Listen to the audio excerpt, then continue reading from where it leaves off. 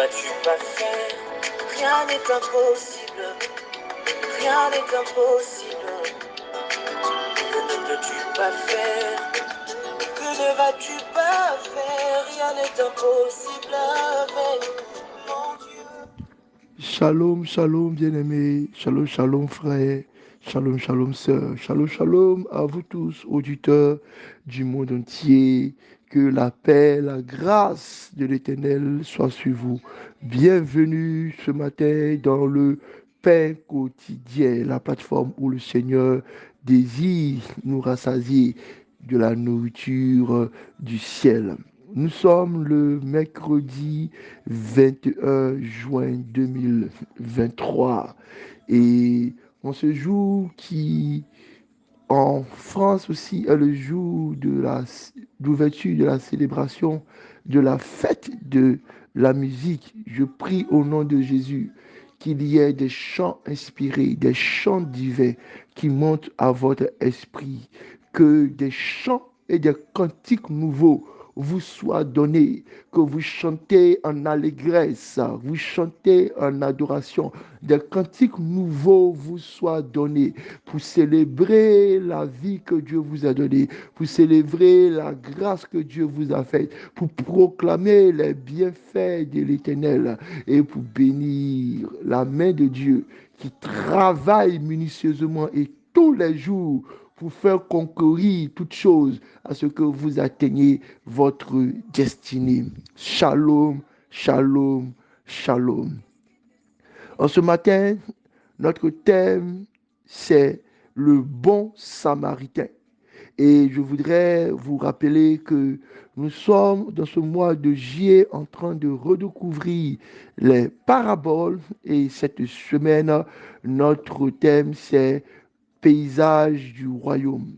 Donc ce matin, notre thème, le bon samaritain, est tiré de l'évangile de Luc, le chapitre 10, les versets 25 à 37. Luc, chapitre 10, versets 25 à 37. Et nous allons lire la parole de Dieu avec révérence. Luc, chapitre 10, versets 25 à 35. Il est écrit: un enseignant de la loi se leva et posa une question à Jésus pour lui tendre un piège. Maître, lui dit-il, que dois-je faire pour obtenir la vie éternelle? Jésus lui répondit: Qu'est-ce qui est écrit dans la loi? Comment la comprends-tu? Il lui répondit: Tu aimeras le Seigneur ton Dieu de tout ton cœur, de toute ton âme, de toute ton énergie et de toute ta pensée, et ton prochain comme toi-même. Tu as bien répondu, lui dit Jésus, fais cela et tu auras la vie. Mais l'enseignant de la loi, voulant se donner raison, reprit: Oui, mais qui est donc mon prochain? En réponse, Jésus lui dit: Il y a un homme qui descendait de Jérusalem à Jéricho quand il fut attaqué par des brigands.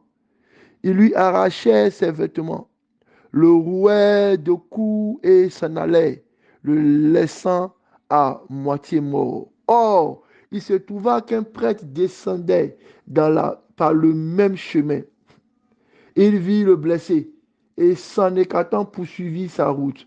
De même aussi, un lévite arriva au même endroit, le vit et s'en écartant poursuivit sa route. Mais un samaritain qui passait par là arriva près de cet homme.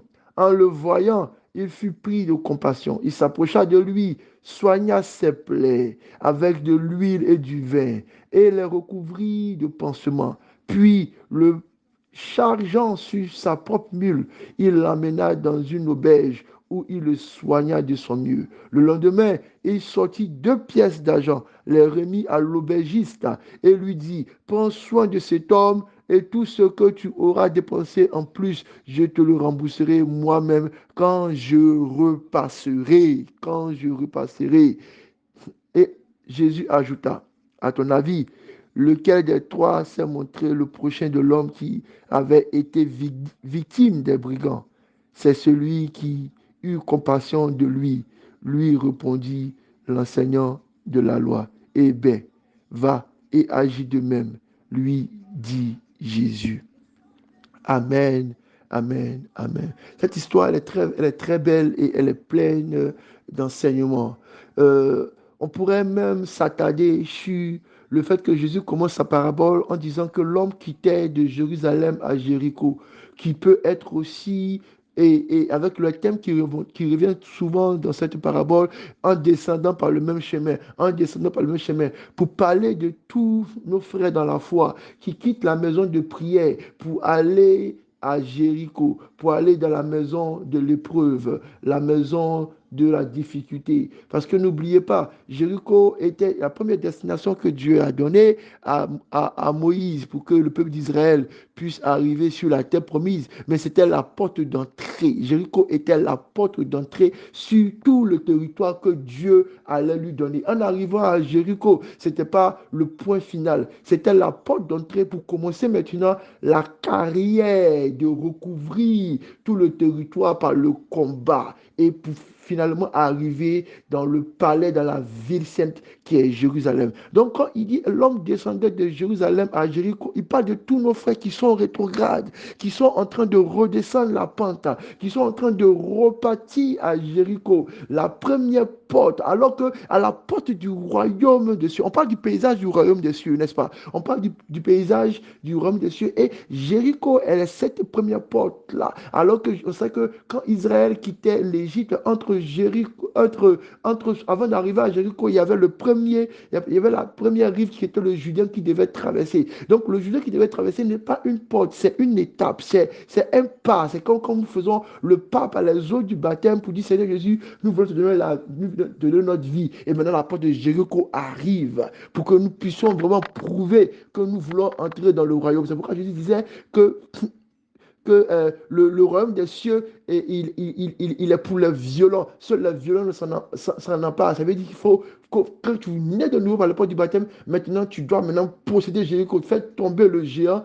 et puis maintenant commencer ta quête pour pouvoir gagner toutes les villes et tous les territoires que tu te... On peut s'arrêter là-dessus. Mais aujourd'hui, nous allons nous attarder sur... Mais un Samaritain qui passait par là arrivait près de cet homme.